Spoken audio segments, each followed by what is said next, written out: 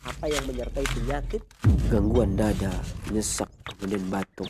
Bisa menggunakan kencur, kemudian dikunyah, minum air hangat bangun tidur mau tidur. Sehingga dengan tepat dia memberikan obat sasaran, obat tepat. Seorang susah tidur, maka ada beberapa hal yang bisa dikonsumsi, diantaranya satu ikat kangkung direbus dengan 1 gelas air sambil mendidih, saring minum setiap mau tidur. Satu, ketepatan obat, bahkan ketepatan obat depresi yang melukai sampai kepada melukai terhadap organ, ibu bisa menggunakan biji teratai kemudian disup kemudian dimakan. Dapur Sehat Roja, meracik makanan lezat menjadi sehat. Kesembuhan itu binillah atau izin Allah Subhanahu wa taala. Bismillahirrahmanirrahim. Assalamualaikum warahmatullahi wabarakatuh. Alhamdulillah wassalatu wassalamu ala Rasulillah wa ala alihi washabbihi wa man wala amma ba'd. Kaum muslimin rahimani wa rahimakumullah, para pendengar dan pencinta roja dimanapun Anda berada.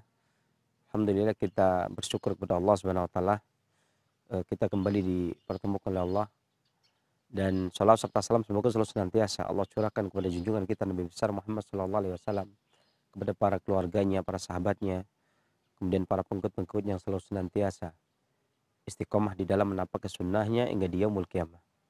Dan adapun kemudian daripada itu, sungguhnya sebagaimana dijelaskan oleh Imam Ibnu Muflih Al-Hambali di dalam Adabus Syariah, Al-Adabus Syariah, bahwasanya tubuh kita ini terdiri dari dua unsur, yaitu unsur hararah dan unsur rutubah. Adapun unsur hararah ini dikuatkan disimpan dan diketuai oleh organ kolbu. Adapun yang dimaksud dengan organ kolbu dijelaskan oleh Imam Ibnu Jauzi rahimahullah ta'ala dalam kitabnya Minhajul Qasidin, bahwasanya yang dimaksud dengan kolbu itu ada dua. Yang pertama adalah kolbu dalam hal materi, yang bentuknya seperti buah sanobar. Makanya orang terkadang menerjemahkan kolbu dengan arti hati sanubari, karena tidak tepatnya ketika kolbu diterjemahkan dengan hati, dan tidak tepat pula kalau diterjemahkan dengan sanubari, karena sanubari itu berasal dari kata sanobar, yakni buah sanobar yang besarnya sebesar buah cemara. Dan dari situ itulah materi kolbu yang dimaksud. Tentunya ketika diterjemahkan ke dalam hati pun tidak pas. Begitu pula dengan ketika diterjemahkan dengan jantung, karena jantung pun sebesar kepalan tangan, jadi tidak pas juga secara anatomis seperti itu. Atau yang kedua latifah, yang halus, yang tidak bisa dilihat, yang lembut. Ya. Inilah sumber haror, sumber panas, sebagaimana dijelaskan oleh Abu Hurairah radhiyallahu anhu, bahwasanya ini merupakan sumber panas. Ketika kolbu yang merupakan sumber panas kemudian membutuhkan penyeimbang yang namanya rutubah, dan rutubah itu disimpan di dalam maidah watihal, di perut besar dan perut kecil, di mana makanan kemudian minuman masuk ke dalam tubuh kemudian dicerna, dan mencernanya ini melalui pemanasan, yakni kata Imam Ibnu Qayyim dalam Miftah dari sada masuknya hararah ke dalam maidah kemudian memasak makanan semuanya. Kemudian makanan ini akan terbagi menjadi beberapa unsur. Ada yang menjadi cairan merah, menjadi cairan kuning, menjadi cairan hitam, dan yang terakhir adalah balgam. Dan di antara ketiga ini dibutuhkan oleh tubuh. Darah oleh kabid beredar ke seluruh tubuh, cairan hitam ke kantong empedu, kemudian melapisi dinding perut, kemudian cairan hitam ke tihal untuk digunakan membantu distribusi makanan. Pada kesempatan kali ini sebenarnya kita hendak membahas tentang bagaimana balgam yang kemudian menjadi timbunan di tubuh, menjadi dahak atau menjadi reak, atau bahkan orang sering mengatakan kalau secara umum ya dibilang kolesterol lah. Walaupun sebenarnya agak susah sekali untuk mencari padanan kolesterol dengan di pengobatan klasik, akan tapi meskipun sulit untuk mencari integrasinya, akan tapi paling tidak miriplah dengan balgam tadi, karena sama-sama lemak yang tidak bisa diurai, kemudian dia membebani tubuh, ya. Dan menguraikan balgam dengan menguraikan lemak ataupun kolesterol ini sama saja, yakni dengan bahan makanan yang bisa menguraikan dia. entah itu pedas sehingga mengeringkan balgam tersebut, kemudian membuang, memperlancar, meluruhkan, atau entah yang bersifat sejuk sehingga mengembalikan darah ke sifat aslinya sejuk sehingga terlindungi dari balgam tersebut. Maka pada kesempatan kali ini kita akan membuat resep mudah, yakni bawang putih dengan mentimun yang digunakan untuk mengatasi gangguan kolesterol, ya. Dan ini kita sediakan di sini. Kita menggunakan mentimun secukupnya. Jadi sebenarnya mentimunnya ini nanti boleh dilalap dimakan, ya, separuh. Ini kita rebus sebentar.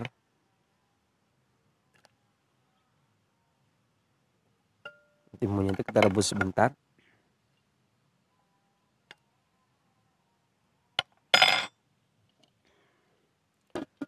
Kemudian kita siapkan bawang putih sekitar 1 siung.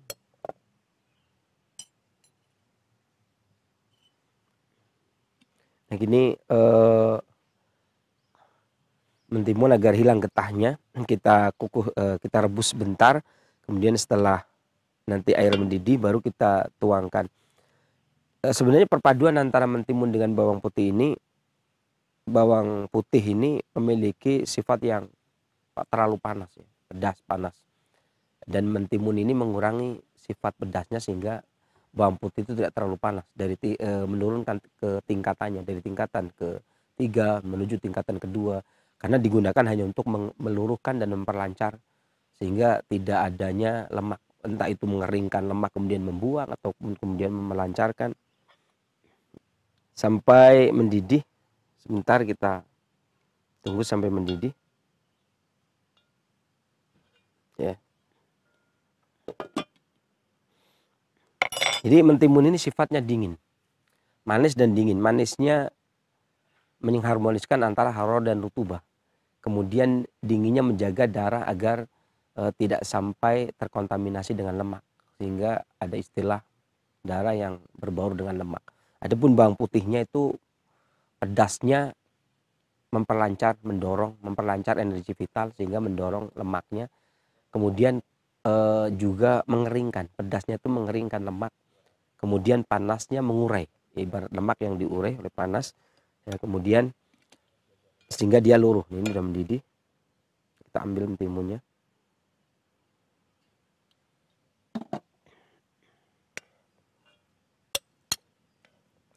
Jangan terlalu matang. Kalau terlalu matang itu nanti buat obat tipes nih, ya, bukan buat kolesterol.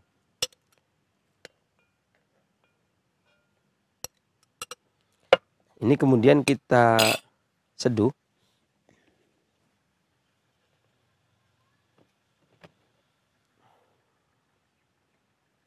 Karena ini airnya diminum, kemudian timunnya dimakan. Ya, kemudian kita tunggu sampai hangat, sampai menjadi hangat. Kemudian nanti timunnya kita makan, kemudian airnya kita minum. Timunnya ini menyejukkan darah, menjaga agar darah tidak terkontaminasi dengan lemak, ya. Kemudian juga mengharmoniskan perut, menguatkan limpa dan lambung, menguatkan limpa perut, ya. Makanya kita hilangkan dulu getahnya tadi, kita rebus, menguatkan perut sehingga perut ini mampu mencerna makanan sehingga tidak banyak makanan tersebut dicerna kemudian banyak yang menjadi balgam, tapi lebih banyak yang menjadi nutrisi, banyak menjadi darah, banyak menjadi cairan kuning, banyak menjadi cairan hitam atau menjadi nutrisi yang ada di dalam tubuh.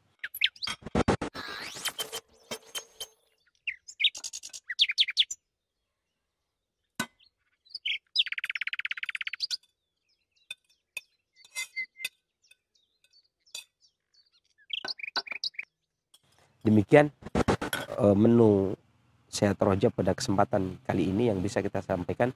Mudah-mudahan bermanfaat. Saya akhiri bila taufiq wal hidayah. Wassalamualaikum warahmatullahi wabarakatuh. Dapur Sehat Roja, meracik makanan lezat menjadi sehat. kesembuhan itu biidznillah, atas izin Allah Subhanahu wa taala. Assalamualaikum warahmatullahi wabarakatuh, Sinsi. Waalaikumsalam. Gimana kabarnya? Alhamdulillah sehat ya. Barakallahu fiik. Nah, ikhwatul Islam jazakumullah. Setelah penyampaian materi, silakan Anda dapat bertanya, berkonsultasi secara langsung. Kita kembali ke Sinsi Abu Muhammad. Sinsi, di kesempatan ini pembahasan berkaitan dengan menurunkan lemak dan kolesterol terhadap gangguannya tentunya ya. Baik. Dan racikan bawang putih timun. Bahan-bahannya beberapa potong timun, 1 siung bawang putih dan air putih. Ya. Benar ya, Sinsi? Ya. Sinsi, ini tadi secara klasik, apa sebenarnya penyebab dari seorang itu mengalami gangguan lemak dan kolesterol? Dan apakah ini erat kaitannya dengan tubuh seseorang yang misalnya memiliki berat badan yang berlebih, itu sangat berisiko ataukah tidak? Atau bagaimana sih? Ya, terima kasih pertanyaan yang bagus sekali. Bismillahirrahmanirrahim. Assalamualaikum warahmatullahi wabarakatuh. Alhamdulillah wassalatu wassalamu ala Rasulillah wa ala alihi washabbihi wa man wala, amma ba'd. Kaum muslimin rahimani wa rahimakumullah, para pendengar dan pemirsa Roja dimanapun Anda berada, syukur alhamdulillah kita panjatkan kepada Allah Subhanahu wa taala yang kembali mempertemukan kita dalam kondisi yang baik-baik saja insyaallah. Kemudian salat serta salam semoga selalu senantiasa Allah curahkan kepada junjungan kita Nabi besar Muhammad SAW, kepada para keluarganya, sahabatnya, tabiin, dan seluruh pengikut-pengikutnya yang selalu senantiasa istiqomah dalam menampakkan sunnahnya hingga di yaumul qiyamah. Kemudian ini pertanyaan yang bagus, karena sebenarnya di dalam gini ya, di dalam kesehatan klasik ini sebenarnya nggak ada bahasa penyakit kolesterol, itu nggak ada. Akan tetapi ketika kita lahir di zaman seorang pengobat klasik yang lahir di era modern gitu ya, dimana yang menjadi kiblat pengobatan saat ini adalah Western medicine atau kedokteran barat, maka mau nggak mau kita harus melakukan penelitian ulang sehingga melakukan integrasi timur dan barat. Yang dimaksud dengan kolesterol apa sih gitu kan, kalau di dalam kedokteran timurnya, dalam pengobatan timurnya. Karena walau bagaimanapun juga kalau kita kekeh dengan pendapat kita, kemudian mereka kekeh dengan pendapat mereka, kan tidak akan nyambung. Misalkan contohnya seseorang kemudian cek ke kedokteran, kemudian kolesterolnya tinggi, ya kan? Dia menyampaikan ke kita kan kolesterol tinggi, ya kan? Gak mungkin kemudian menyampaikan ke kita ya hal yang lain kan, seperti itu. Makanya walau bagaimanapun juga ini tantangan bagi para pengobat klasik di zaman sekarang yang tentunya tidak terjadi di era gurunya guru saya. Kalau guru saya sudah terjadi. Guru saya itu kan baru kemarin. Dan ini pun saya diajarkan oleh guru-guru saya bagaimana cara melakukan integrasi pengobatan timur dan barat. Tentunya penemunya ya tahun-tahun belakangan gitu ya. Bahkan boleh dibilang sangat belakangan sekali. Ini jadi berbarengan dengan di Cina tahun 1930 itu kemudian para dokter, 10 orang dokter kemudian mempelajari klasik Cina, ya, kemudian tahun 1960 kemudian dijadikan TCM, Traditional Chinese Medicine. Indonesia setelahnya itu, Cina udah lebih dulu berangkat penelitian ke era modernnya itu ya, di integrasi ke timur dan baratnya itu udah lebih awal kalau Cina. Kalau di Indonesia itu integrasi timur dan barat itu sebenarnya belum terlalu lama, boleh dibilang ya. Praktisnya itu ya seperti tahun-tahun 70-an lah. Karena tahun 63 itu baru digaungkan. Tahun 63 di Indonesia itu baru digaungkan, ayolah dibikin integrasi antara timur dan barat itu. Kalau menurut guru saya seperti itu. Nah, baru tahun-tahun 70-an saya sendiri mempelajari integrasi itu ya tahun-tahun 90-an gitu ya. Jadi, dan itu sesuatu yang susah tentunya karena kita tidak bicara atas dasar komputerisasi ya, atas dasar data komputer, kemudian sementara mereka itu bicara atas data komputer, entah itu ESG, entah itu cek ini dan cek itu, sementara kita enggak gitu kan. Sementara kita manual ya kan. Mereka pakai digital, era mereka sudah masuk digital, kita manual gitu ya. Ya, yang mana ya, tapi mau nggak mau harus mengikuti juga kan, karena nggak mungkin keluhan kolesterol kemudian kita. Nah, itu kan ada juga yang kebablasannya akhirnya muncul ya. Ini herbal kolesterol, ini herbal asam urat, gitu ya. Ini herbal darah tinggi, ya kan? Jadi seakan-akan mengembari itu, ya kan?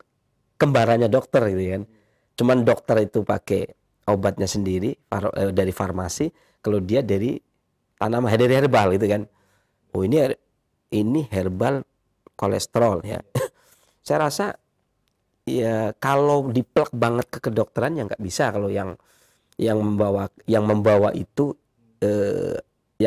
itu adalah seorang pengobat tradisional. Ya seharusnya yang membawa seperti itu dokter. Kalau kemudian misalkan dokter sudah melakukan penelitian gitu ya. Di Indonesia kan tahun berapa? 2010 itu ada saintifikasi jamu di Tawangmangu. Kalau nggak keliru itu 19 dokter yang dicanangkan oleh Bu Endang yang sudah meninggal dunia, mantan Menteri Kesehatan. Itu ada saintifikasi jamu. Nah, itu arahnya ke situ. Seorang dokter bisa meresepkan bahan herbal untuk obat sesuai dengan keluhan yang versi kedokteran barat gitu ya. Kemudian di UI ada S2 ya, farmasi, S2 herbal yang tujuannya juga untuk saintifikasi jamu. Nah, ini saya rasa agak nyambung, atau yang di Eropa ada naturopati dan sebagainya. Itu saya rasa agak nyambung.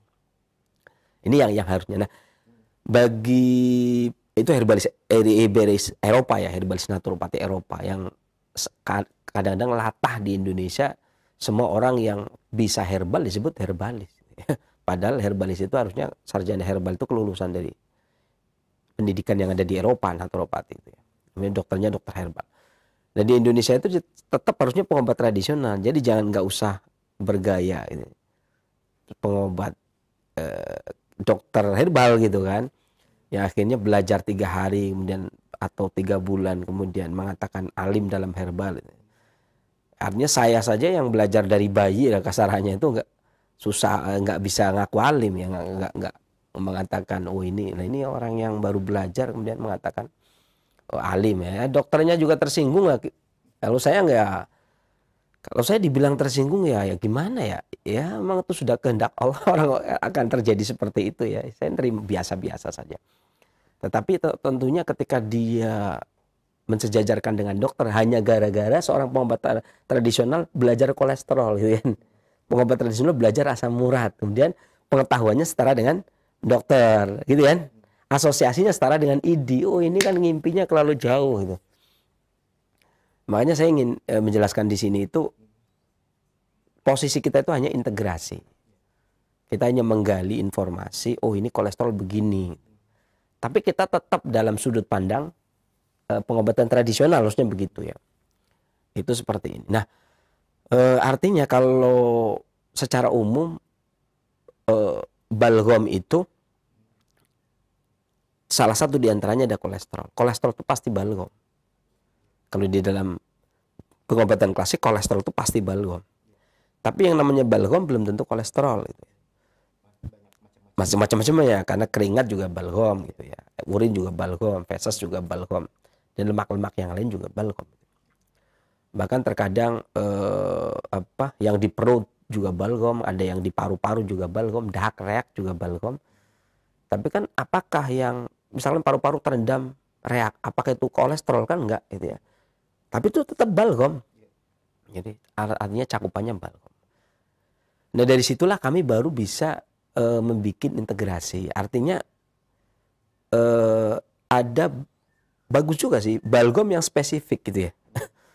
Ada salah satu unsur balgom yang kemudian diberi nama kolesterol gitu ya. Nah, sebenarnya apakah orang yang terjadi penumpukan balgom, akhirnya saya bicara secara umum rumahnya kolesterol gitu ya. Rumahnya kolesterol itu balgom. Ya, karena dan balgom itu ya kakak adiknya, bapaknya, ibunya itu banyak gitu ya.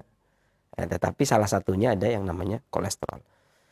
Tetapi kalau kita bicara yang sekup rumahnya saja yang di balgomnya itu, apakah seorang yang gemuk saja yang kemudian banyak timbunan balgom? Enggak. Bahkan terkadang ada orang yang kurus pun Bisa jadi seperti itu. Gitu. Atau apakah orang yang kurus itu nanti nggak ada lemaknya? Ada juga. Ada juga. Jadi balgom ataupun lemak ya, ini adalah makanan dan minuman yang kemudian tidak bisa diproduksi gitu ya. Tidak bisa dicerna dan tidak bisa didistribusikan. Akhirnya dia memang jadinya jadi parasit. Jadinya memang jadi balgom, sesuatu yang memang harus dibuang. Sesuatu yang harus dibuang. Dan kalau di sini kan, kalau di kedokteran kan, nah ini agak perbedaannya begini. Akan ada kolesterol itu dalam catatan tertentu tingginya gitu kan, trigliseridnya sekian, LDL-nya sekian, HDL-nya sekian. Nah, itu kalau masih segini berarti belum gitu kan. Nanti lemaknya masih baik gitu ya, masih bisa ditolerir, artinya masih, karena kita pun butuh lemak gitu ya. Nah, di dalam pengobatan klasik ini itu namanya bukan ya, namanya pokoknya yang tidak bisa didistribusikan kemudian tidak dibutuhkan oleh tubuh itu namanya balgom gitu. Yang masih dibutuhkan itu namanya tetap bukan balgom, meskipun itu lemak gitu ya. Itu namanya tetap saripati makanan, entah itu esensi, entah itu cairan keruh gitu ya. Tetapi yang jadi masalah kalau di Cina disebut cairan keruh, kalau di ini disebut esensi. Ya. Tetapi yang jadi masalah kan tetap saja lemak gitu ya, kolesterol, entah itu HDL, entah itu LDL gitu ya, entah itu trigliserid. Tapi ini batas yang masih boleh dipakai. Jadi ada yang jahat istilahnya gitu kan, ada yang tidak jahat gitu kan. Kalau kelebihan berarti jahat, penjahat. Nah kalau kita enggak, cuman perbedaannya di situ. Meskipun diintegrasi pasti ada kelemahan. Meskipun integrasi pasti ada kelemahannya. Gini lah, contohnya gini. Misalkan saya orang Jawa, kemudian hidup di Bekasi sekarang. Kan berarti saya berusaha untuk adaptasi Bekasi. Tapi tetap ada kelemahan dong, ya. Misalkan entah itu namanya, silsilah binnya kan itu ya. Kemudian pola makannya gitu kan. Ya saya misalnya orang Betawi itu sarapannya nasi uduk pagi hari. Saya nggak bisa. Tetap saja saya belum pernah makan nasi uduk karena saya nggak bisa itu. Nggak cocok gitu. Artinya kan tetap ada kekurangan. Tapi kan kalau penampakan kita kumpul-kumpul Betawi asli. Gitu. Nah, ini pun begitu.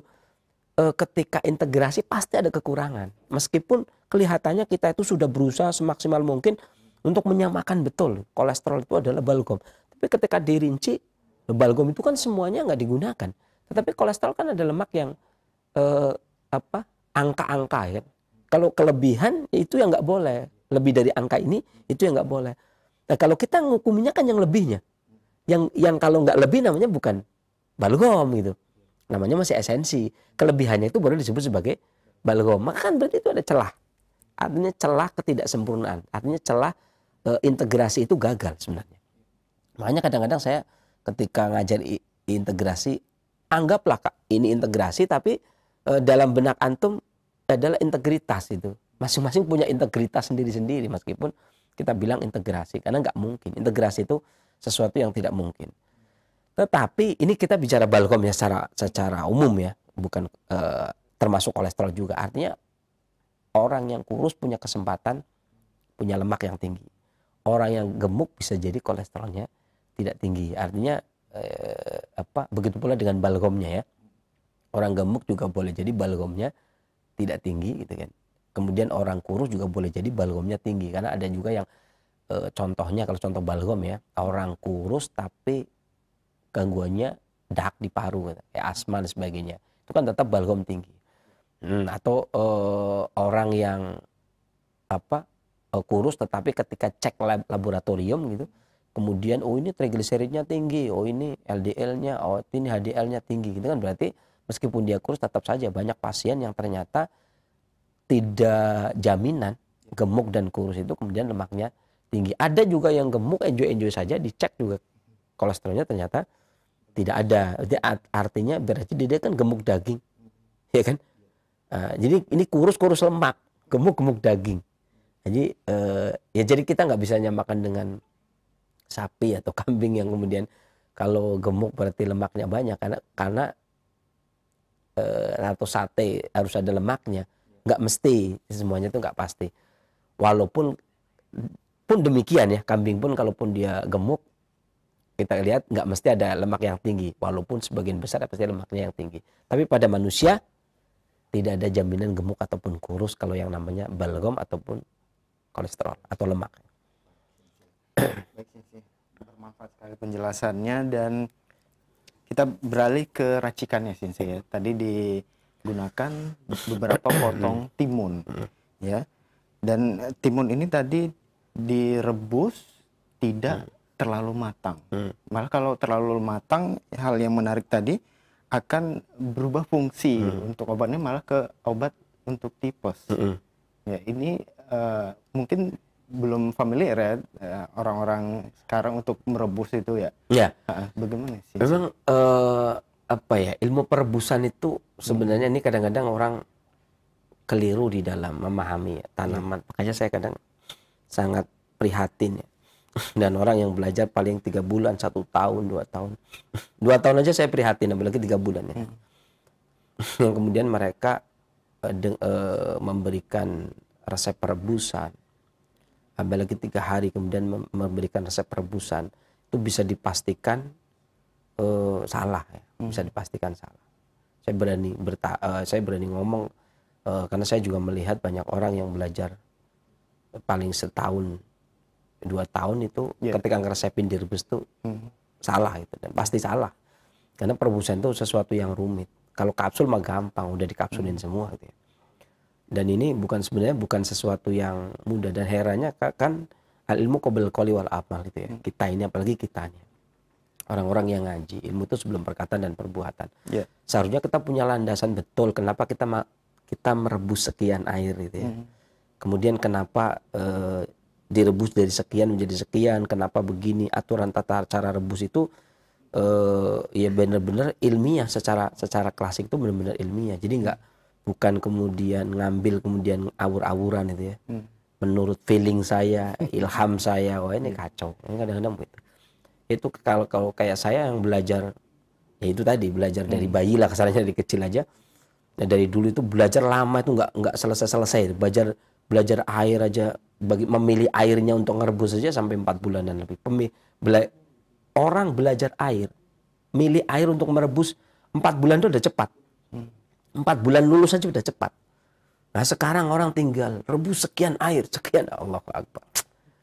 Enak banget ya ngomongnya. Padahal kategori air yang baik dan yang buruk untuk merebus saja dia belum tentu paham. Kemudian nah ini semuanya punya tujuan. Ketika kita merebus, ya,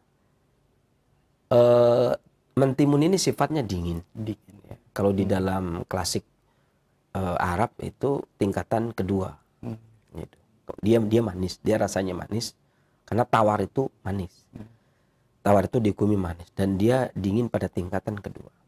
Nah, kalau kita rebus itu sampai matang ya, sampai matang betul, itu artinya kita menawarkan, karena perebusan itu kan bertemunya sifat timun yang dingin kemudian bertemu dengan air yang panas. Jadi sifat dinginnya menjadi netral, rasanya menjadi tawar itu. Nah, ini digunakan untuk sindrom atau pola penyakit setengah dalam setengah luar. Setengah dalam setengah luar itu istilahnya gejala yang sering muncul itu kadang panas kadang dingin, atau tubuhnya panas tapi menggigil. Itu kan ciri tipes nggak? Iya nggak? Menggigil tapi tubuhnya panas itu kan. Tapi kita butuh selimut. Itu namanya sindrom setengah dalam setengah luar itu. Ini butuh tanaman obat yang netral. Maka kalau timun artinya dinginnya dibantai sama rebusan panas air tadi, sehingga dinginnya boleh dikatakan jadi netral. Ya, nah ketika netral itulah kemudian ketika masuk ke dalam tubuh dia bisa ke arah panas, dia bisa ke arah dingin. Makanya dan dia tidak bisa menurunkan lemak. Secara umum dia berarti tidak bisa menurunkan lemak. Direbus tidak sampai matang karena biar tingkatan dinginnya agar turun saja 1. Karena kalau masih tetap 2, maka tingkatannya itu untuk mendinginkan darah sampai kepada peradangan. Padahal kolesterol lemak itu panasnya panas hangat, tidak sampai panas yang membuat peradangan. Gitu ya. Makanya disejajarkan ibaratnya gini. Ada resep korma panas pada tingkatan kedua. Maka dilawan dengan timun yang tingkatan kedua. Gitu ya. Dan itu nggak timun rebus. Ini timunnya timun mentah. Kalau sama-sama, kalau kormanya itu nggak direbus, ya timunnya nggak direbus. Ya kan? Nah, ini ketika kemudian mentimun itu tidak direbus, dia juga terlalu dingin, tidak standar dengan panasnya kolesterol, lemak. Kalau dia direbus terlalu dingin, dia netral, nggak bisa ngimbangi juga. Maka direbus tidak terlalu matang agar dia mengimbangi pas dengan tingkatan kolesterol tadi, ya, tingkatan panas kolesterol tadi, gitu ya, lemak. Nah, adapun lemak itu kan lembab ya. Lembabnya itu kita pakai bawang putih. Nah, bawang putihnya itu digunakan karena pedasnya bawang putih itu ada 2 keistimewaan untuk melawan lemak. Satu, mengeringkan. Pedas itu bersifat mengeringkan. Yang kedua, memperlancar. Ya. Kalau dia hanya menghambat, dan sebenarnya kalau tidak menghambat, nominalnya tidak tinggi sebenarnya, maka dia akan memperlancar saja. Kalau sudah lancar, lemak, kasarnya gimana ya? Kalau lemak itu kan kalau dipanasi juga mencair. Gitu ya. Nah, ini bawang putih itu panas. Digempur bawang putih itu ada 2 kemungkinan, hancur, mencair, atau mengering. Ya kan? Kalau dia nggak mau mengering, berarti dia mencair. Gitu kan? Nah, sementara timun ini mengimbangi panasnya, menurunkan panasnya agar tidak terlalu panas, ya kan? Maka diharapkan timunnya itu nggak netral. Kalau timunnya netral, dia nggak punya kemampuan untuk mengimbangi hangatnya lemak tadi, gitu. Kemudian tadi timun setelah direbus itu airnya diminum, timunnya boleh dimakan. Timunnya boleh dimakan. Bagaimana dengan bawang putih? Apakah sama seperti itu? Sebenarnya gini, bawang putih itu sebenarnya boleh juga dimakan. Boleh juga dimakan. Karena dia juga makanan. Tapi terkadang itu pekerjaan yang sulit. Nah, artinya kadang-kadang air yang sudah mengandung bawang putih aja udah gimana gitu ya. Tapi gini, kalau orang darah tinggi mau tuh. Karena biasanya makan bawang putih itu aromanya kan terlalu sedap gitu ya. Bukan nggak sedap, tapi aromanya bau bawang putih gitu ya. Jadi suka nggak suka. Tapi gini, saya rasa ada beberapa hal yang kalau dalam pengobatan klasik itu saya sempat membuat integrasi itu, membagi menjadi beberapa pola. Orang-orang yang gejala yang timbul. Jadi kolesterol plus itu ada sesuatu yang penting. Artinya bawang putih dengan mentimun secara umum. Nanti ada beberapa makanan yang sebenarnya ikut mendukung. Ya kan? Nah, ini beberapa pola. Boleh saya sampaikan ya? Nah, ini ada beberapa pola yang memang sebenarnya timbulnya gejala yang berbeda, obatnya berbeda. Ini juga yang ingin saya tekankan. Kenapa kok tadi di awal saya bilang kadang-kadang pengobat tradisional sekarang kemudian mengeluarkan sebuah resep. Ini obat kolesterol, ini obat asam urat. Ini kan kurang pas, karena di kolesterol itu bukan punya tradisional, asam urat juga bukan punya tradisional gitu kan. Itu punya kedokteran. Kalau dokter yang mengeluarkan ya sah-sah saja. Kadang-kadang makanya ini yang sangat ironis sekali itu ketika seorang pengobat belajar farmasi 3 hari, belajar anatomi 3 hari, ya, belajar kedokteran sedikit, kemudian dia merasa sejajar dengan dokter. Secara tradisional dia juga tidak sejajar dengan pengobat tradisional yang sudah belajarnya puluhan tahun. Kedokteran juga nggak mau, masa kedokteran mau disejajarkan, nggak mau. Nah, ini yang ingin saya karena tidak semua kolesterol obatnya sama. Di antaranya misalkan satu contoh, misalnya ini ada beberapa poin ya. Poin pertama misalkan, ini ada dia tinggi lemaknya, kemudian disertai dengan nyeri perut, atau nggak nyeri tapi bengkak perutnya. Saya nggak ngomong buncit, tersinggung ya. Perutnya membengkak gitu ya. Kemudian rasa panas dan gatal di daerah genital atau rasa terbakar di anus. Kemudian ada sesak di dada atau ada sesak di dada. Atau diare tapi keluarnya lendir mengejan. Atau feses yang merah kekuningan, keruh dengan bau yang tidak sedap. Ini biasanya kalau lemak tinggi baunya tidak sedap. Karena panas lembab. Atau terjadinya pembengkakan atau keringat berlebih. Dan pada emosi biasanya kalau dia sudah terpengaruh emosinya biasanya merasa putus asa, gampang putus asa. Ini berarti sudah penyakit kolbu ya. Maka obatnya ada dua, alamiah dan syariah. Sebagaimana penyebutan Al-Imam Al-Qayyim di Ighatsatul Lahfan. Ini gampang putus asa. Ini berarti sudah ke arah kolbu. Atau ada tambahan rasa gatal dan nyeri di vulva secara frekuen. Ya. Kemudian atau dengan komplikasi penyakit kuning.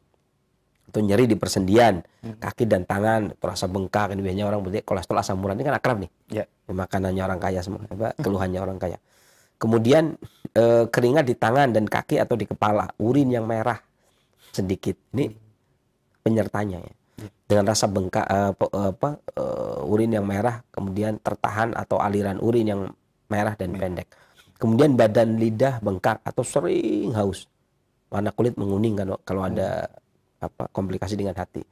Maka makanan yang ini namanya karena lembab panas. Lembab panas. Ya, ini kalau dokter dicek di laboratorium kolesterolnya tinggi, maka secara klasik ini disebut sebagai pola penyakit atau sindrom lembab panas. Disebabkan karena kelembapan dan panas. Kalau ada salah satu kolesterol tapi keluhannya ini seperti yang tadi saya sampaikan. Maka selain tadi resep yang tadi sudah kita praktekkan, makanan yang bagus digunakan untuk obat adalah ikan gurame, kemudian seledri ya. Kemudian kulit ubur-ubur, pada doyan nggak ya ubur-ubur ya? Ya kemudian juga kacang azuki, ya. Kemudian rebung, kemudian benih kedelai, kemudian pisang, kemudian juga jamur hitam, garam, bayam, stroberi. Ya. Dan mentimun nggak cuma direbus, dimakan juga bisa. Ya. Kemudian daun bit, kemudian kalau ngeteh dikasih minyak permin. Ya. Dan kalau kacang berarti kulitnya. Jadi yang nggak kena kolesterol dimakan kacangnya. Yang kena berarti yang punya kolesterol dimakan kulitnya. Tapi kalau makan kulit nggak tega berarti direbus, ya kan? Berarti ketika ngerebus kacang, ya kan berarti kan airnya udah saripati dari kulit kacang ya. Nah, itu jangan makan kacangnya. Makanya air rebusannya, ya kan dia kolesterol itu kan udah biasa makan enak tuh. Jadi ketika ngerebus kacangnya buat yang nggak kolesterol, air rebusannya tuh yang diminum ya nggak sengsara gitu ya, apa-apa. Ini yang pertama. Kemudian yang kedua, kalau kolesterol disertai dengan perut bengkak, selalu saya tidak mengatakan buncit, hati-hati saya nggak ngomong. Ya, kemudian atau lendir lidah liur yang dari mulut berlebih gitu ya. Lendir liur lah ya. Kemudian batuk ludah, banyak ludah. Kemudian kelelahan, sering lelah. Lemah, lesu, kepala terasa berat, badan juga berat. Atau kelebihan berat badan. Jadi ditambah dengan kelebihan berat badan. Tetapi makan sedikit. Gitu ya. Kurang selera makan, rasanya kenyang di perut. Pada wanita haidnya tertahan dan anggota tubuhnya melemah. Ini karena timbunan ini. Timbunan lemak juga. Maka ini namanya kelemahan limpa dikarenakan timbunan dahak. Mungkin ini namanya kolesterol ya. Maka makanan yang bagus selain resep yang kita praktekkan, makanan yang bagus ada rebung, kemudian ada kurma, kemudian ada jahe kering itu bisa diseduh ya. Kemudian juga coklat, tapi coklatnya yang bubuk ya, yang kakao ya, bukan coklat batangannya seduhan gitu. Kemudian lada hitam, kemudian atau lada putih, ya. Kemudian asparagus atau buah pir ini juga efektif. Ini yang kedua. Yang ketiga, ini kalau seseorang mengalami kolesterol tinggi, kemudian keluhannya, gejala yang timbul, napas tak sedap. Saya nggak bilang bau ya, tapi tak sedap saja. Kemudian pendarahan di gusi, kemudian napas tidak sedap baik keluar dari perut ataupun dari mulut gitu ya. Tapi dia mudah lapar, gusinya bengkak, kemudian gampang cegukan, mual di pagi hari, atau terkadang ada tambahan mimisan, atau nyeri gusi dan bengkak atau tenggorokan, keluhannya tenggorokan nyeri, atau keluhannya keringat di kepala, atau keluhannya sakit kepala, atau haus dengan keinginan minum yang dingin, gampang muntah, bahkan kadang-kadang muntah darah, ya, atau sehabis makan muntah gitu ya, atau muntah karena tidak nyaman perutnya. Kalau perut lapar juga muntah, perut kosong juga muntah, itu perut panas juga muntah. Ini namanya berarti sindrom perut panas, maidah, hararah. Jadi perutnya terlalu panas. Jadi timbunan lemak dikarenakan terlalu panas pada perut. Jadi perut itu mungkin kalau bahasa terjemahan bebasnya lambung, lambung panas. Makanan yang bagus selain tadi resep yang digunakan ada garam, ada bunga lili, tapi garamnya garam kasar ya, garam krosok. Kemudian ada camellia. Camellia itu teh. Camellia sinensis itu teh yang kayak teh. Ya teh itu ya, teh yang celup, teh seduh ya, teh seduh itu. Kemudian jamur hitam, bayam, stroberi, pisang, mentimun, ini bagus dikonsumsi. Ya, dan rasa rebusan tadi kalaupun tidak pakai bawang putih itu bagus. Ya, mentimun saja. Atau kemudian yang keempat, dengan keluhan kolesterol, dengan keluhan pusing yang akut, pendarahan pada perut, ya, sesak di dada, pendengaran tiba-tiba tuli atau perlahan-lahan tuli, kelihatan buram, pusing, rasa kering di mulut, merasa terburu-buru dan ini udah ke kolbu lagi. Jadi jangan dikira kolesterol juga nggak mempengaruhi kolbu ya. Merasa terburu-buru dan mudah emosi, ta'ajul, terburu-buru, emosi, atau merasa tidak aman ketika tidur. Ini kayaknya kalau saya tidur ini jangan-jangan ada maling. Was-was ya gitu ya, gimana ya? Oh iya, itu pengobatannya mesti harus ada syariah juga ya. Syariah ya ke Ustadz. Kita tanya. Kalau padahal kondisinya kan baik-baik saja. Selama ini kan baik-baik saja ya. Tiba-tiba ini kayaknya kondisi tidak aman karena kondisi seperti ini, ekonomi sedang memburuk, jangan-jangan nanti saya dirampok, padahal duit juga nggak ada. Mau dirampok apanya? Kalau kondisi kan seluruh dunia kan sama, ya kan? Kondisi seperti ini kan seluruh dunia sama. Kalau mau ngerampok kamu ya ada apa juga, ya. Jadi harusnya, tapi ya itu tadi merasa tidak nyaman. Tidur itu nggak aman, jadi susah tidur. Susah tidurnya bukan karena nggak ngantuk, tapi mau tidur merasa tidak aman, gitu ya. Kemudian mudah marah, kemudian sakit kepala di kedua sisi, ya. Kemudian atau di tengah mata begini, atau sakit kepala yang parah, cegukan, ingatannya terganggu, konsentrasi memburuk, kemudian nggak lupa, ya. Kemudian tapi bukan mau lupa masalah kunci ya, dikira masalah kunci mah udah biasa, hampir semua orang itu kuncinya di mana itu udah biasa. Bukan karena ini ya.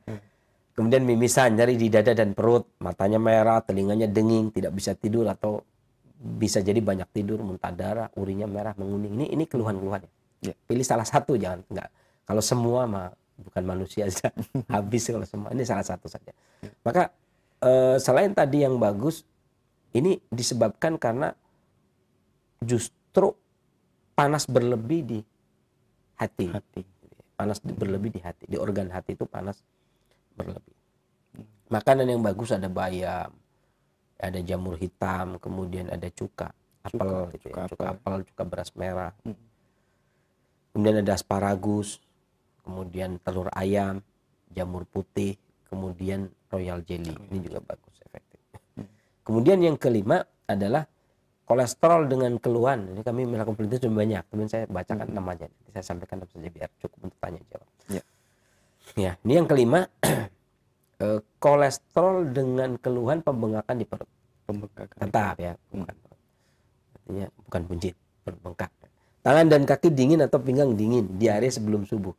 Jadi kami itu kalau mengatakan diare itu nggak mesti buang air besar terus menerus. Buang air besar sebelum subuh meskipun 1 kali sehari itu namanya diare. Gitu. Ini perbedaan ya. Jangan disalahpahami. Ketika kami mengatakan, oh Anda diare, enggak. Saya buang air besarnya bagus, setiap sebelum subuh saya buang air besar, dan itu sekali saja, dan itu buang air besarnya bagus. Iya itu diare enggak. Jadi berantem kan? Karena prinsip menurut pendapat kami diare, buang air besar sebelum subuh itu judulnya diare, gangguan buang air besar ya. Nah kalau berkali-kali setelah subuh ya tetap diare Tetap juga. diare juga.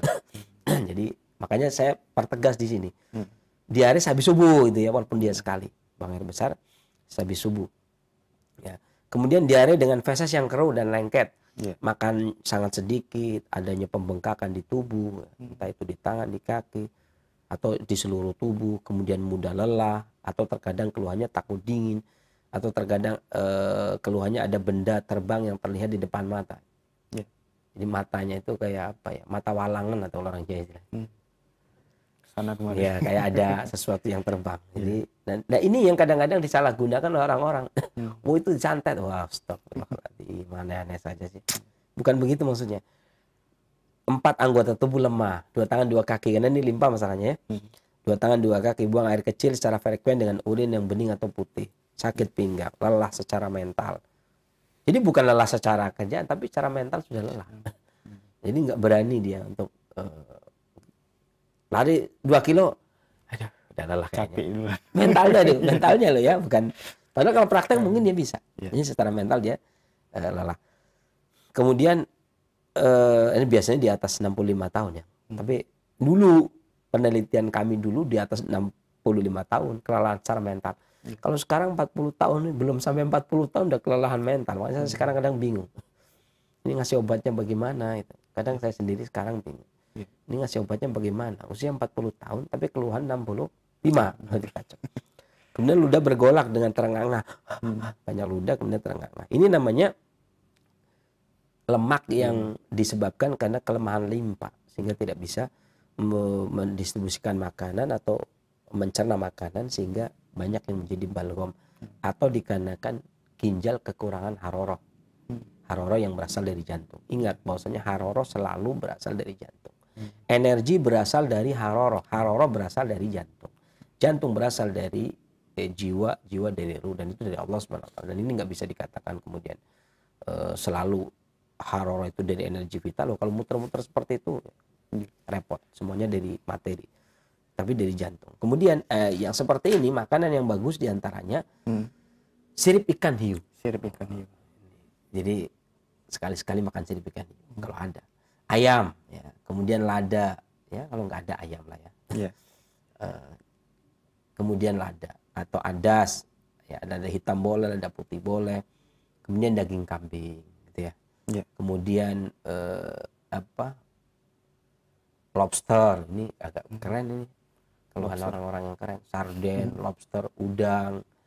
Udang itu kalau bisa toa itu udang mana ya? Udang jerbung bulung, udang jerbung yang di daerah Cikaso, Ujung Genting itu bagus tuh. Kemudian burung pipit. Burung pipit ini biasanya kalau musim panen dijaring, kalau dijual dulu masa saya kanak-kanak itu murah banget. Sekarang mungkin 1.000 atau 2.000 ya. Kemudian cengkeh gitu ya. Kemudian kacang pistasium biasanya di Arab. Kemudian telur burung pipit. Kemudian juga apel atau kacang kenari. Ini makanan-makanan yang bagus. Kemudian yang terakhir ini masih banyak. Makan 6 saja. Saya tadi sudah bilang 6 saja ya. Karena yaitu tadi seorang pengobat resikonya harus membuat penelitian, jurnal penelitian itu namanya. Saya bikin. Kemudian dibukukan jadi 1 buku. Ya. Yang ke-6, yang terakhir ya. Terakhir dari pembahasan ini, bukan terakhir dari pembahasan ini, sebenarnya nggak ada akhirnya, masih banyak, cuman terakhir dari ini. Ini dari sekian ribu pasien kemudian kita kumpulkan. Kolesterol dengan gejala pasien arteriosklerosis, yakni gangguan jantung.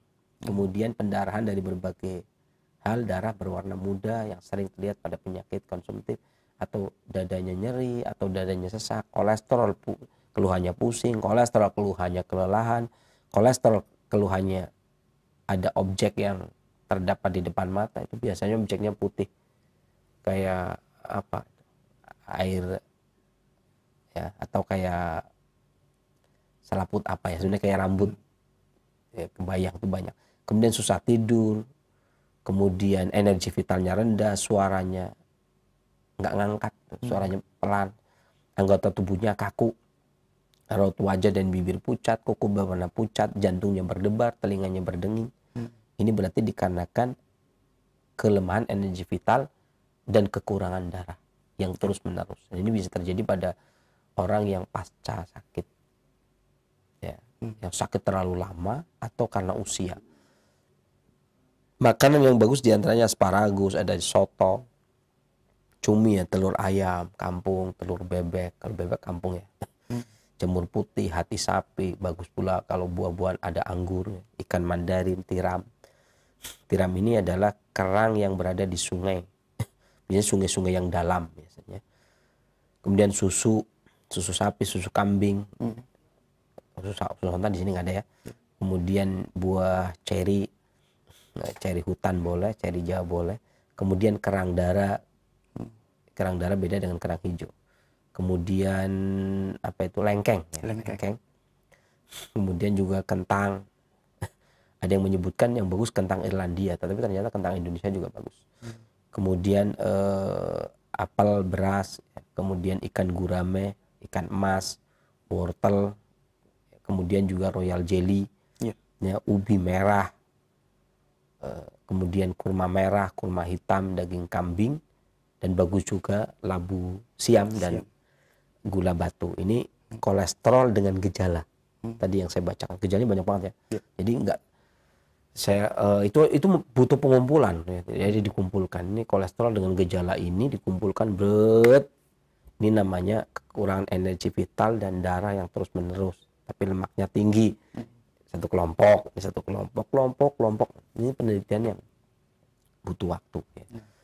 Dan demikian ya, yang bisa saya sampaikan. Ini juga jam di studio juga udah 11.12. Ya. Untuk tanya jawab insya Allah mudah-mudahan bermanfaat apa yang saya sampaikan, khususnya bagi kami sendiri, keluarga dan para keluarga pengobat klasik tentunya, dan masyarakat yang mengenal, ya, untuk mengenalkan kepada masyarakat. Demikian. Nah, jazakallah khairan saya atas penjelasan materi yang sangat bermanfaat sekali. Demikian ikhwatul Islam, jazakumullah. Saatnya kami buka sesi tanya jawab. Silahkan bagi Anda yang ingin berkonsultasi secara langsung. Halo. Ya. Silakan. Assalamualaikum warahmatullahi wabarakatuh. Waalaikumsalam warahmatullahi wabarakatuh. Dengan Ibu siapa, di mana? Dari Dulu di Sulawesi. Ya, silakan Umu. Pertanyaan saya begini, Sensei. Bapak saya sakit lututnya, Sensei. Kadang susah berdiri. Kemudian kakinya yang satu juga luka, tapi ini lukanya sudah agak lama. Solusinya, Sensei. Umurnya sudah 60-an lebih. Baik, itu masih dirasakan sampai sekarang ya, Ibu? Kenapa? Itu keluhannya itu masih dirasakan sampai sekarang? Yang sakit lutut tadi itu? Iya, yang sakit lutut baru sekitar 1 pekan. Yang luka kaki sebelah itu hampir 1 bulan kayaknya. Baik. Tapi yang paling parah sekarang ini lututnya. Baik, Ibu. Iya, saya mohon. Ya, baik, terputus. Tapi sudah bisa kita tangkap ya. Silakan. Tinggal nyari lututnya berarti ya. Sebenarnya ada beberapa ya kalau untuk orang-orang yang tua. Dulu saya suka kalau untuk orang yang tua itu mengkonsumsi daun beluntas. Daun beluntas ya. Ya. Tapi kalau itu saya suka kalau memberi resep ke orang Jawa karena mereka kenal betul daun beluntas. Tapi untuk lain daerah kalau dikhawatirkan susah, Ibu bisa menggunakan 3 lembar daun salam. Bisa menggunakan 3 lembar daun salam, kemudian 1 ibu jari kencur. Kemudian direbus sampai mendidih dengan air 1 gelas. 1 gelas yang 200 cc. Ini jangan keliru, bukan 1 gelas yang 200 cc. Bukan 200 gelas. Kelirunya 200 gelas gitu ya. 1 gelas yang isinya 200 cc. Direbus sampai mendidih, kecilkan apinya, lebih kurang sekitar 10 menit. Kemudian disaring minum sekaligus. Lakukan paling utama mau tidur, ya. Dan bangun tidur boleh sebagai tambahan. Nggak wajib banget bangun tidur, tapi boleh saja bangun tidur minum kalau dalam keadaan nyeri sekali, ya. Dan dianjurkan sekali itu mau tidur. Demikian, mudah-mudahan Allah angkat penyakitnya dan bermanfaat bagi para pendengar Indonesia yang lainnya selanjutnya. Baik, jazakallah khairan Sensei atas jawabannya. Semoga bermanfaat untuk penanya Umu Abdillah yang berada di Sulawesi. Nah, ikhwatul Islam jazakumullah, silakan, masih kami buka kesempatan bagi Anda yang ingin berkonsultasi secara langsung di lantai. Halo. Halo. Ya, assalamualaikum. Waalaikumsalam warahmatullahi wabarakatuh. Dengan Bapak siapa, di mana? Abdurrahim di Kota Jambi. Silakan Pak Abdurrahim. Assalamualaikum Sinte. Waalaikumsalam. Gini Sinte, saya mau bertanya. Saya itu kalau malam sebelum tidur itu sering tiba rasa cemas gitu Sinte. Terus kadang kalau malam juga sering seperti mau pingsan gitu Sinte. Dan seperti mau kayak kurang sadar gitu Sinte. Kenapa ya Sinte? Sudah berapa lama Bapak? Sudah hampir 1 bulan. 1 bulan. Cukup? Baik, itu saja Pak. Iya, baik. Terima kasih. Ya. Baik, mohon ditunggu. Silakan. Ya. Kalau malam tidur mau pingsan. Ya. Kemudian mau apa tadi? Takutan apa? Takutan. Nah, kenapa ya? Jadi sebenarnya kenapa itu berarti butuh pemeriksaan, Pak. Ya. Kalau kenapa butuh pemeriksaan? Kalau penyakit kolbu udah pasti ya, namanya ketakutan, cemas itu udah pasti penyakit kolbu. Tapi melukai organ apa? Nah, itu yang butuh pemeriksaan. Makanya biasanya orang kalau tanya itu ada keluhan tambahan, ya. Keluhannya A, B, C, D, itu apa ya namanya, pemeriksaan yang buat pemeriksa yang tingkatan paling terendah adalah mengetahui keluhan itu ya.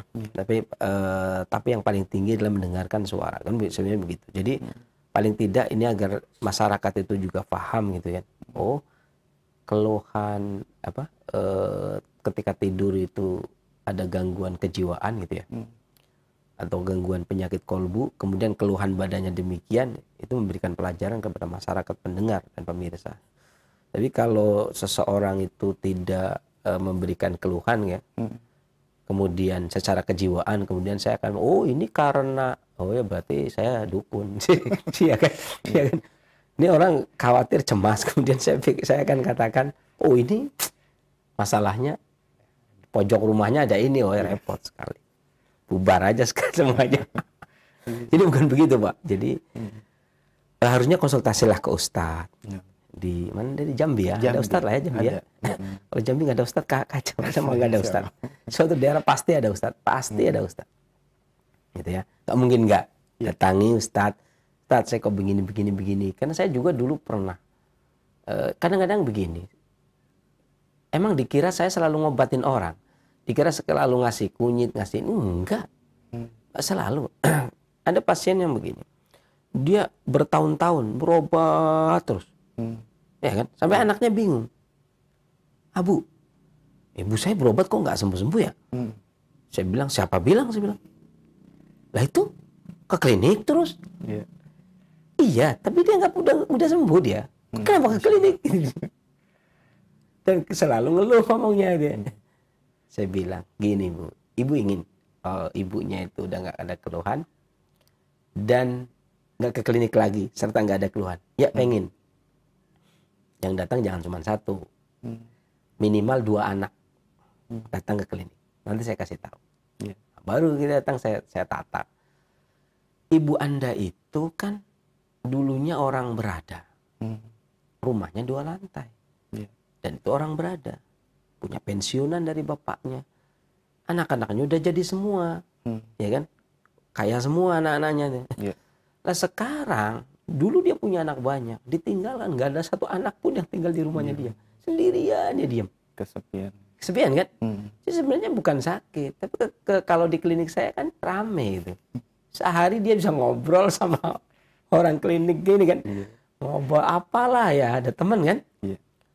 Ya kalau Anda pingin ibunya nggak ke klinik, nggak ini ingin diantar ke klinik, tiap hari harus ada, paling nggak cucunya ditinggal di situ, kemudian bergilir menemani ibu, gitu. Insya Allah nggak ada masalah. Begitu ya, ya akhirnya dia begitu dia prakteknya. Hanya di rapat keluarga, bergilir dia, hari ini siapa, entah itu menantu, entah anaknya, yang paling penting anak saya bilang, kemudian cucunya lah, akhirnya sibuk.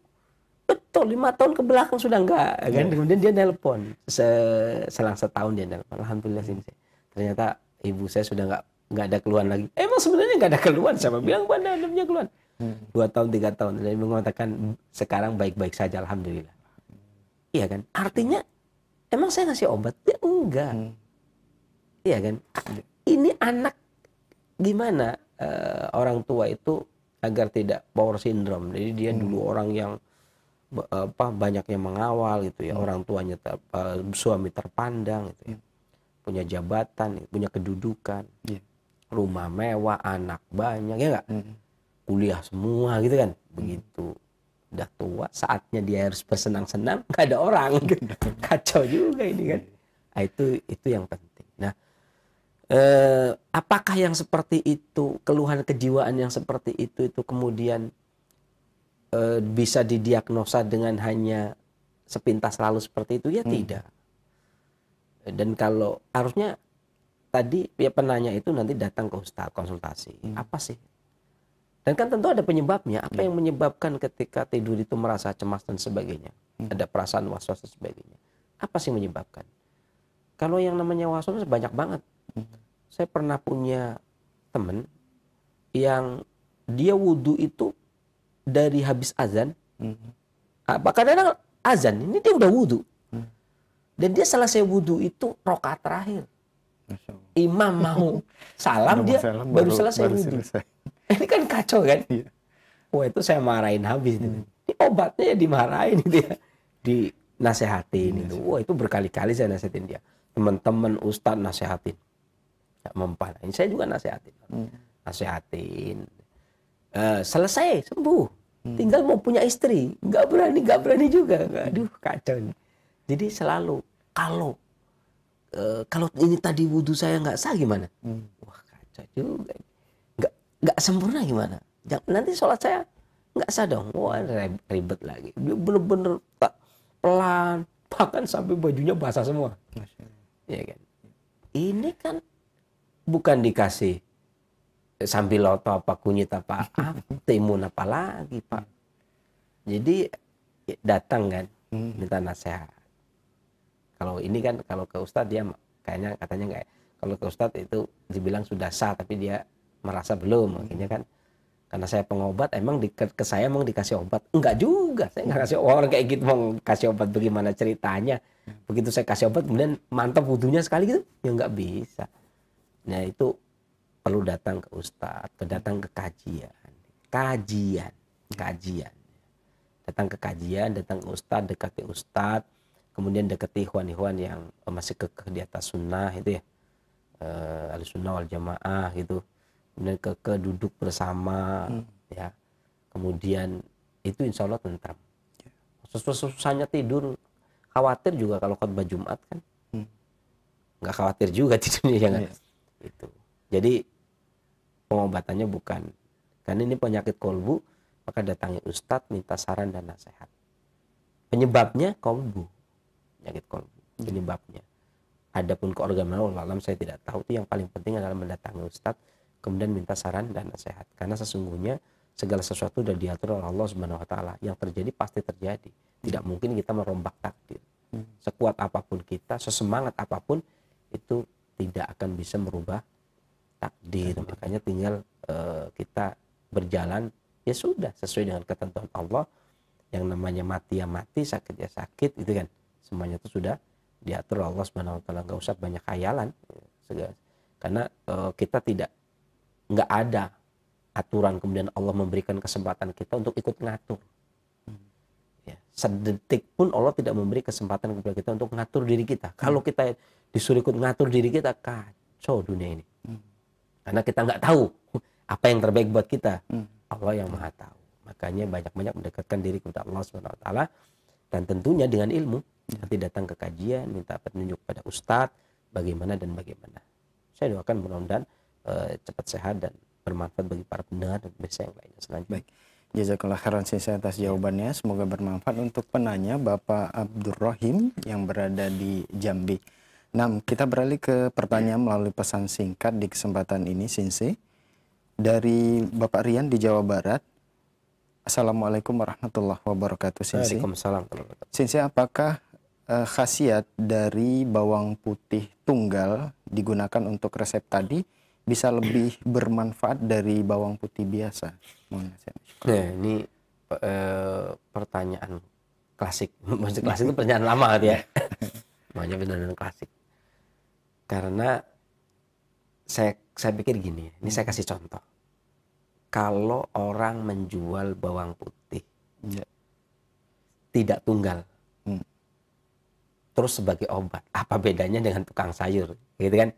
Makanya biasanya orang itu akan memilih, kalau untuk obat dia akan pilih yang tunggal. Untuk membedakan mana obat, mana bumbu. Nah, sebenarnya secara umum nggak punya perbedaan sebenarnya. Sama saja sebenarnya. Cuman secara etika dan estetika itu tadi.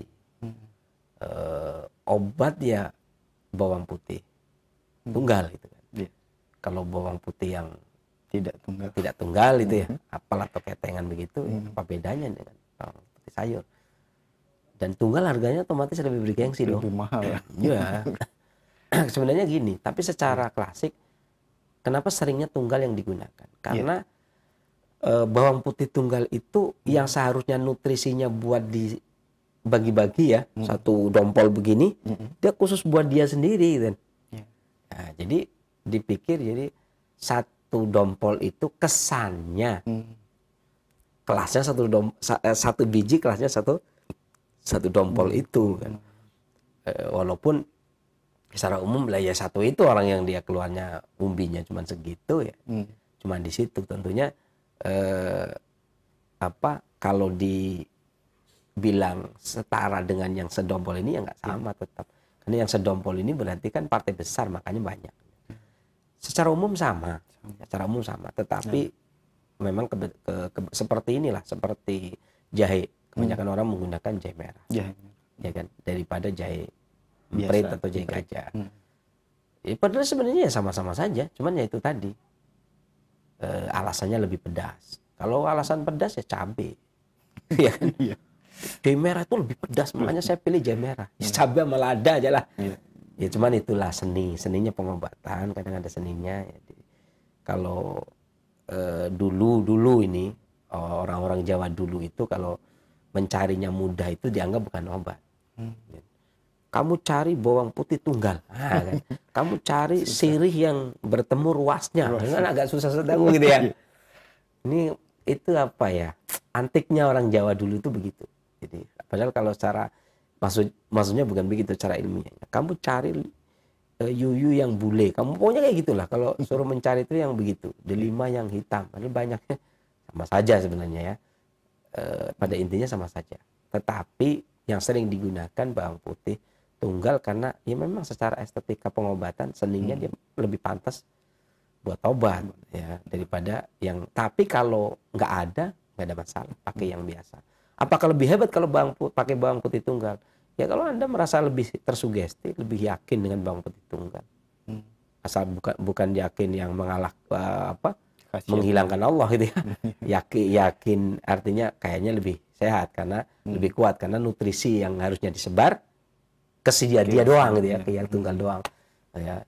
Kalau kebanyakan jangan saya ambil yang siung ini, jangan-jangan yang banyak nutrisinya di siung yang ini karena banyak siungnya, bawangnya kan gitu. Jadi sah-sah saja.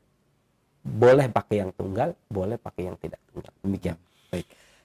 Jazakallah khairan atas jawabannya dan semoga bermanfaat untuk penanya Bapak Rian yang berada di Jawa Barat. Pertanyaan selanjutnya masih dari pesan singkat kembali dari Abu Al-Korni di Lombok. Assalamualaikum Sinsi. Waalaikumsalam. Sinsi, berapa aturan pakai dalam sehari untuk racikan timun dan bawang putih ini? Dan kapan bisa kelihatan untuk hasilnya Sinsi? Syukran. Ya kalau sudah cek kemudian kolesterolnya tinggi, gunakan obat. Kalau lagi tinggi loh ya, gunakan obat tadi 2 kali sehari. Atau kalau paling tidak minimalnya sehari sekali. Kemudian 3 hari boleh cek lagi. Atau setelah minum boleh cek lagi.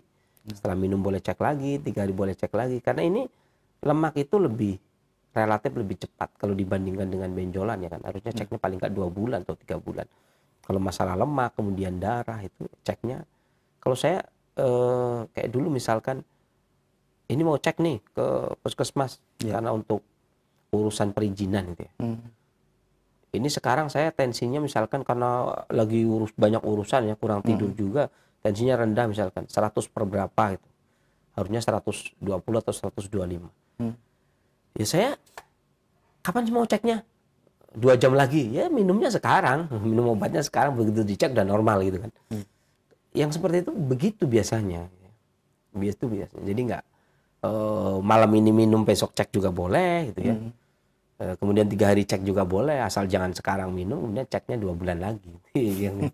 Ya itu boleh langsung cek 3 hari lah maksimal, itu juga cek juga boleh. Demikian. Baik, syukuran saya atas jawabannya, semoga bermanfaat untuk penanya. Dan selanjutnya masih kami buka bagi Anda yang ingin bertanya secara langsung. Halo. Assalamualaikum warahmatullahi wabarakatuh. Waalaikumsalam warahmatullahi wabarakatuh. Dengan Bapak siapa di mana? Saya dengan Andi di Bintara, Tangerang Selatan. Pak siapa? Fendi ya? Andi. Pak. Andi. Oh, Andi. Iya, silakan Pak Andi. Ya baik, Sensei, saya mau nanya Sensei. Kondisi saya itu selalu merasa terkilir di pergelangan kiri. Apalagi khususnya kalau lagi tidur gitu, habis bangun, tidak bergerak itu sakit gitu. Nah itu terjadi di bulan Juli itu Sensei, sampai sekarang begitu. Di bulan Juli saya coba cek darah, ternyata ada kolesterol gitu Sensei. Umur saya 35. 35.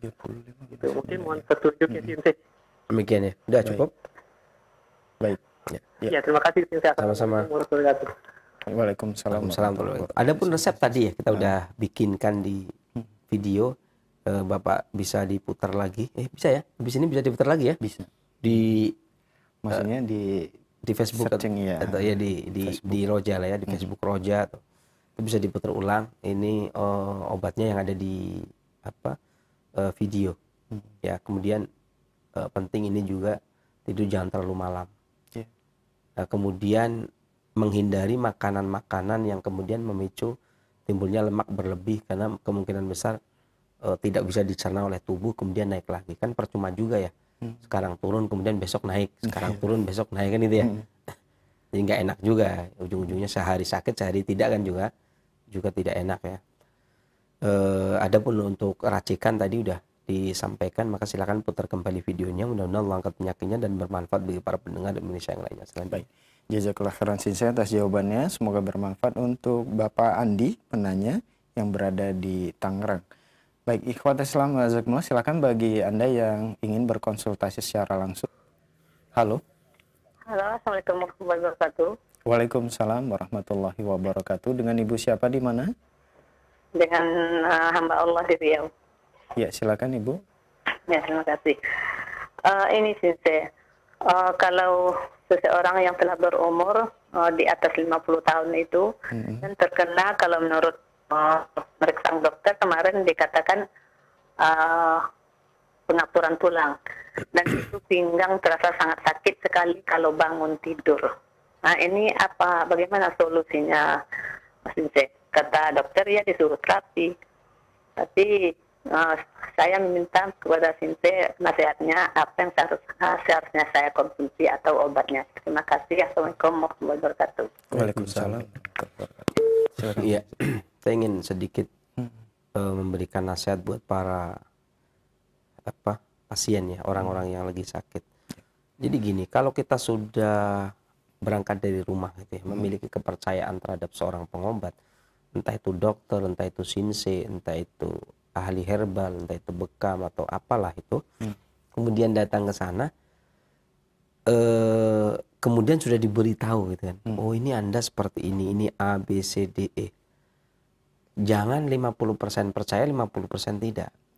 Ragu-ragu. 50% tidak itu begini, misalkan oh Anda diabetes, oh saya percaya, minum obat ini, saya nggak percaya, itu namanya 50% percaya, 50% tidak. Kayak misalkan ibu tadi, ya, usia segini maka pengapuran percaya, maka harusnya kemudian fisioterapi atau apa dokter, oh ini yang ini saya enggak, ini jangan begitu seharusnya. Ya kalau mau percaya percaya, karena segala sesuatu itu kan kesembuhan itu dari Allah Subhanahu Wa Taala.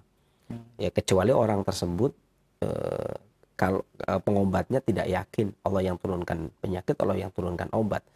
Itu pun yang penting kitanya yang yakin bahwasanya obat itu terserah Allah yang menurunkan gitu ya. Tapi itu tadi ketika etika seorang berobat itu ketika kita berobat ke dokter, ya kadang-kadang begitu ketika divonis dokter kemudian ini Anda sakit ini, setuju? Ya, setuju.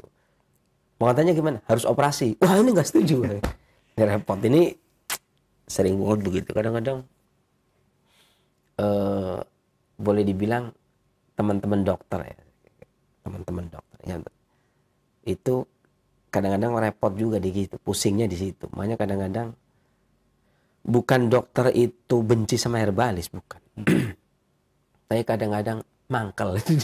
Kadang-kadang karena sesuai dengan keilmuannya dia harus operasi misalkan. Kemudian dia lakukan minum jamu.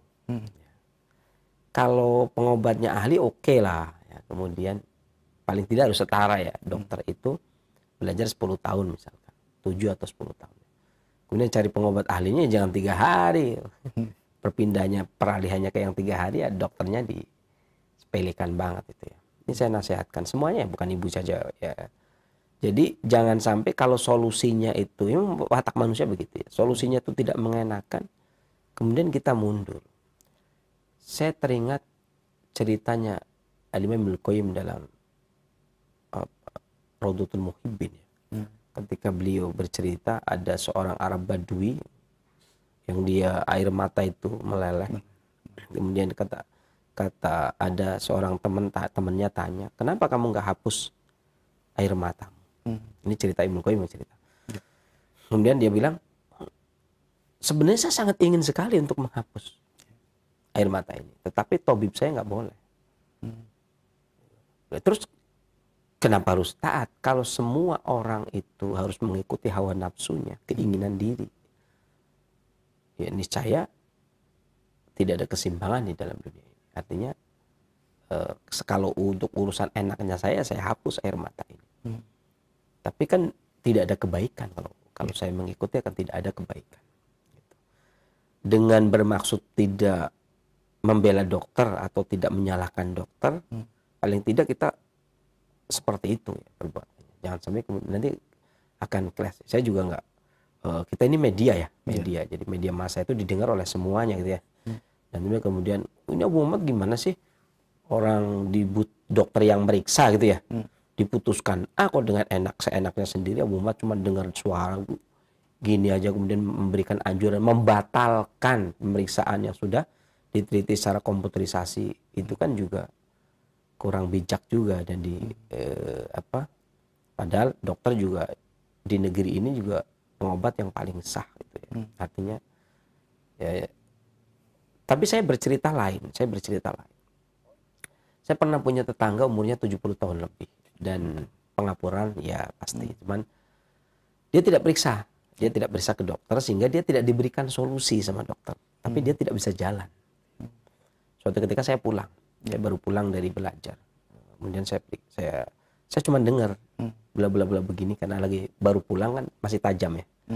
Saya bilang dan rumahnya dia di sebelahnya ada tanaman pagar beluntas. Ya, saya bilang ambil beluntas 50 cm dari akar sampai daun. Ya, potong-potong daunnya dan akarnya pas batangnya, kemudian direbus dengan 3 gelas air. Sampai mendidih, kecilkan apinya sampai tersisa menjadi 1 gelas. Kalau tahan, kalau enggak cukup 2 gelas enggak apa-apa. Kemudian dia tahan, akhirnya dibilang ternyata ngerebusnya lama tuh ya.